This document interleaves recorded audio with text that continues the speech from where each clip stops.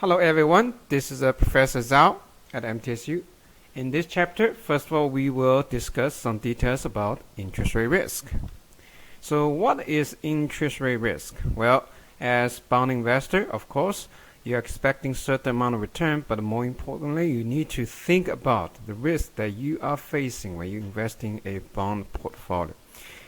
Typically speaking, investor would say that investing bonds is safer than investing stock. That's generally true, but even when you say it's safer, it doesn't mean it's risk-free. And also, people have misconception that if they invested in treasury securities, especially treasury bonds, they view the investments as risk-free investment. Is that true? Well, here we wanted to distinguish two different types of risk associated with bond investment. One is default risk. The other one is interest rate risk. And default risk refers to the risk where investor may lose money when the bond issuers fail to pay principals and the coupons as they promised. So in this case, the bond issuers are going through so-called default event, and they just cannot fulfill the commitment that they made in a bond contract, and the investor cannot receive the cash flow that they're supposed to receive from a bond. In that case, we call that as default risk, and investor will lose the value of the investment in a bond because bond issuers fail to pay back principals and coupons as they promised. Well, and for treasury securities, you don't need to worry about these types of risk because treasury securities do not have any default risk. Right? And during the last 100 years also, U.S. government never missed a payment on the security that they issued, no matter it's coupon payment or principal payment. So, generally speaking, we view treasury securities as a default risk-free security. But even when you say it's default risk-free, it doesn't mean 100% risk-free. Why is that? Because we have second types of risk to consider. That is interest rate risk. Well, let's say a 30-year treasury bond, and you are confident that there's no risk associated with the default. Therefore, there's no default risk. Does that mean your investment in treasury bond is 100% risk-free? The answer is no. Why is that? Because when interest rate moves, the bond value will change dramatically. Right? And interest rate risk refers to the risk where bond price may decline due to rising interest rate. And here, I want you to know the first principle that you need to know for your bond portfolio management is that there's an inverse relationship between bond price and the interest rate, which means when interest rates are going higher, bond price will tank, leading to the losses for bond investors. That is so-called interest rate risk. And mathematically speaking, everybody knows that the bond price equals present values of all cash flows, including coupons and principal the investor can receive from a bond. Right? And when you calculate the present values, you need to use interest rate as discount rate to discount all those cash flows. And given those cash flows have fixed amount, like treasury securities and most corporate bonds, then the only thing that will change bond price is that discount rate.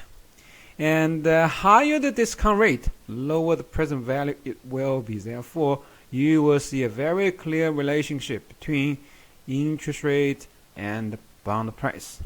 Simply put, when interest rates are increasing, bond price will decline. There is an inverse relationship between bond price and interest rate, and we call this as interest rate risk. And some bonds have higher interest rates than the others. And here I want you to know there are three theorems that describes how interest rate risk can be affected by three very important factors. The first factor is time to maturity. And the principle here is longer the term to maturity, higher the interest rate risk. For example, you compare 30-year T-bond with 10-year T-notes. And those two bonds have the same, exactly same default risk. But in terms of interest rate risk, it's different. 30-year bond have longer term to maturity than 10-year T-note. And in this case, 30-year bond is riskier than 10-year T-note because 30-year T-bond has longer term to maturity. And the second factor that affects the interest rate risk is the coupon rate. Some bonds have higher coupon rate than the others, and the principle here is lower the coupon rate, higher the interest rate risk. Right? So when you compare two similar bonds, let's say two similar 15-year T bonds, and both have the same term to maturity, but bond A has 5% coupon rate and bond B has 10% coupon rate. In this case, the bond with lower coupon rate will have higher interest rate risk. And the third factor is the initial rate of return, or initial interest rate, or initial yield. And lower the initial yield, higher the interest rate risk. And this principle is a little counterintuitive, because when a bond has a lower initial yield or lower initial rate of return, you might say lower return goes with a lower risk, but actually it is not regarding the interest rate risk, right? And the principle here once again is lower the initial yield, higher the interest rate risk. Why is that? Well, you can look at a bond that has low initial yield, let's say 2% rate of return right now, right? And you might think 2% low return should go with a low risk, but actually it's not. Why is that? Because lower the current yield is, it's more likely that in the future interest rate is going to go up. When interest rate goes up, what will happen to bond price? Bond price will decline. So lower the initial yield, higher the interest rate risk, because in the future it's more likely that interest rate will increase, which will lead to the decline in bond prices. So in this part we cover the three theorems for interest rate risk. And once again, longer the term to maturity, lower the coupon rates, and lower the initial yield, higher the interest rate risk. And this picture showed you how interest rate risk can be affected by three different factors. And here we have A, B, C, D, 4 bonds, and you can compare the volatility of bond price subject to certain amount of interest rate changes. And on the x-axis, you see the change of year to maturity. Change in year to maturity, and that is the change of the interest rate. On the y-axis, that is change in bond prices. So essentially, the interest rate risk measure the sensitivity of bond price change subject to certain amount of interest rate change or changes in yield to maturity.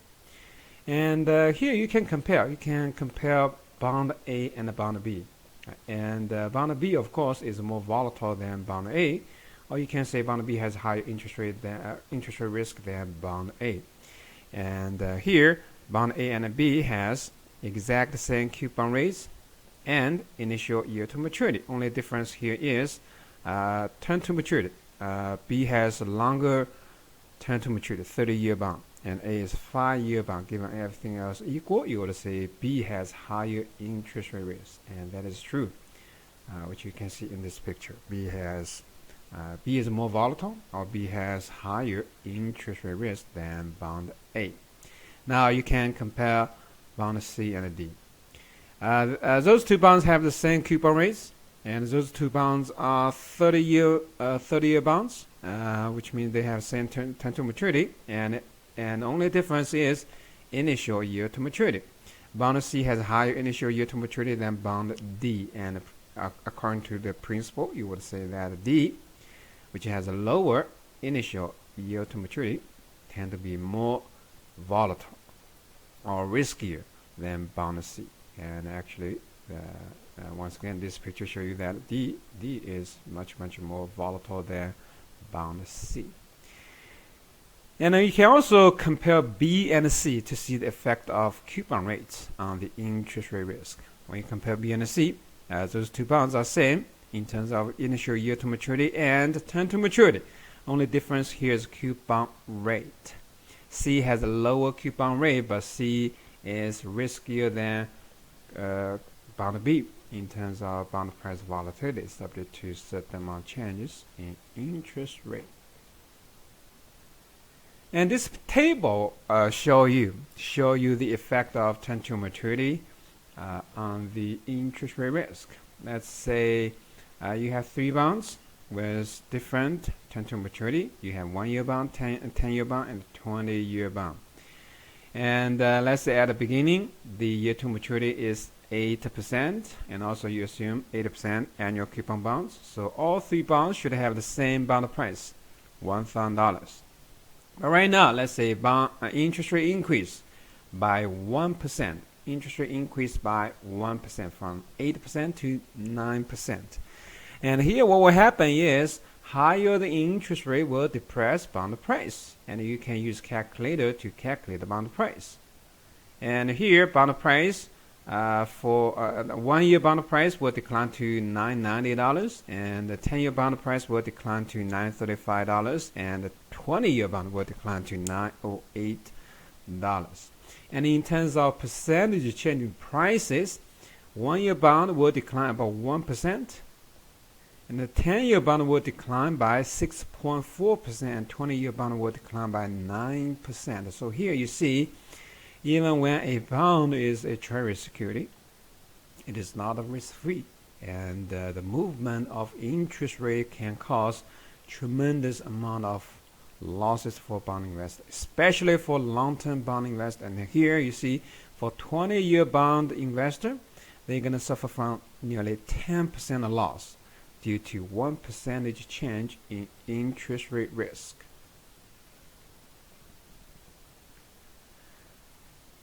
So now let's take a look at how bond price changes due to for a typical zero coupon bond. And once again, this table shows you that for a 1-year zero coupon bond, bond price change about 1%, subject to 1% changes in interest rate. But when this zero coupon bond is a 10-year zero coupon bond, then the price change will increase to 8.8%. And for 20 years zero coupon bond, price change will increase to almost 17%. So this table will show you that zero coupon bonds are very risky. And compared to coupon bonds, zero coupon bonds are much more risky. Zero coupon bonds are much more risky. Why is that? Well, for zero coupon bonds, the coupon is the lowest. The coupon rate is the lowest, 0. Right? And previously we learned the principle that the lower the coupon rate, higher the interest rate risk. And when you compare zero coupon bond with any other coupon bonds, given the same term to maturity or initial yield, zero coupon bond is the most risky one. Okay. Now we know what are factors affect the interest rates, interest rate risk, and how this interest rate risk works for any bond investment. But we wanted to quantify the interest rate risk. And at a certain time, you wanted to know how big that risk is for your bond in your bond portfolio. So we needed to measure interest rate risk quantitatively. And here, the most popular way for investor to measure interest rate risk is so-called duration. And there are 3 different versions of duration investor can utilize. And a very common one is so-called Macaulay duration. Macaulay duration. So duration is a concept that has something to do with time framework of your investments, right? And this duration will give you a very nice quantitative measure on how big the interest rate risk is. Now let's take a look at how we can calculate Macaulay duration. And the Macaulay duration equals weighted average term to maturities of all cash flows exist in a bond. Right? What does that mean? Well, you look at the term to maturity for each cash flows, including coupons and principals. Let's say you have a 3-year coupon bond. Every year you will receive 100 coupons from that bond. At the end, you will receive $1,000 as principal payment. Right? So essentially, you have 3 cash flows in this bond. First cash flow is $100. Second cash flow, $100. And the last cash flow is $1,100. Then you look at the term to maturity of the 3 individual cash flows. The first cash flow has term to maturity of 1 year, and the second one has 2 years, and the last one has 3 years. And then you calculate the weighted average term to maturity of the 3 different cash flows to get so-called Macaulay duration. Let's say the Macaulay duration equal to 2.3. What does that mean? Right? You would say, hey, weighted average term to maturity of all cash flows, including coupons, principal, in this bond, equal to 2.3 years. Well, that is true, but what's the implication regarding the interest rate risk? Well, here is a very powerful feature of duration. I mean, duration looks like a time framework concept, but it can help investor to measure interest rate risk in a very precise way. Let's say Macaulay duration equal to 2.3. And what we can say from investors' perspective is that this 2.3 means for 1% change in interest rate, there will be 2.3% changes in bond price. Right? So let's assume that interest rate increased by 1 percentage point. Well, you know that the bond price will decline, but by how much? Well, duration tell you how much. If duration equal to 2.3, that means your bond price will decline about 2.3%. Right? And Macaulay duration for 0 coupon bond equals its term to maturity, because there's only one cash flow for any 0 coupon bond. Right? And duration for 0 coupon bond equals its term to maturity. And here you can say that for a 20-year 0 coupon bond, when interest rate increased by 1 percentage point, then the bond price will decline by about 20%. 20%. You see, you can tell how big your potential losses will be given a certain change in interest rate. Now, let's apply this very simple principle to your bond investment game, right? Let's say you are not only investing in stock portfolio but also bond portfolios. You have many choices among corporate bonds and treasury securities. Let me ask you one question. Do you think right now is the best time for you to aggressively invest in treasury securities? Well, you look at the future aspect of bond prices. Of course, if you buy a lot of treasury securities, you want a bond price to increase in the future, right? And you know that the number one factor that affects future bond price is the interest rate. So in order to have higher bond price in the future, you really wish interest rate to decline. Right? Now, you look at what's going on in U.S. economy, and you look at the action taken by the Federal Reserve, and evaluate the possibility that the interest rate will go down in the future. Well, at this point, what I can tell you here is that the Federal Reserve, it's very likely that the Federal Reserve in year 2017 that they will increase the interest rate, not cut the interest rate.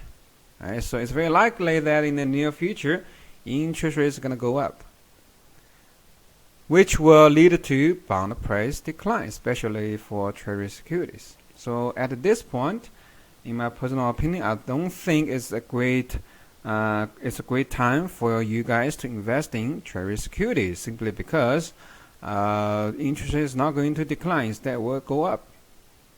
And it's very typical that when economy is booming, the central bank of the U.S. tend to tighten the money supply. When money supply is reduced, that will lead to higher interest rate. And lower interest rate can be observed when economy going through recession, and that was the case since year 2007, during a time period between year 2007 and the year 2015. That is 8-year time period where our U.S. economy went through really bad recession and financial market chaos. And what the Federal did during that time period is to cut interest rate aggressive, trying to help the economy. We know that lower interest rate can stimulate consumption, both consumptions and investments. That explains why Federal Reserve tended to cut interest rate when economy was not very good. But right now, economy is booming in the United States, right? And what the Federal Reserve need to do is to raise the interest rate, to control the inflation rate, to calm down the economy a little bit. So I don't think it's a good time for investing, especially long-term Treasury securities, given the forecast that interest rate will go up. Right? And let's say you have 30-year T-bond in your hand, and this T-bond has, let's say, 23 as its Macaulay duration, right? And so what is a scenario that you can think of when interest rate increase? Let's say the current level is 2% to 3%.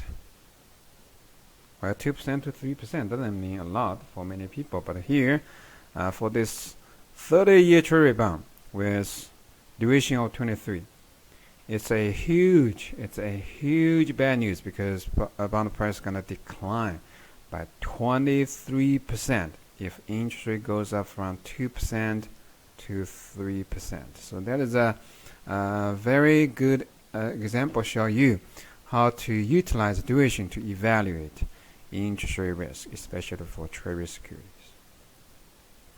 And the second measure for duration is effective duration, and here you simply measure the sensitivity of bond price to the changes in yield to maturity, and this is called effective duration. Effective duration is the best measure for interest rate risk.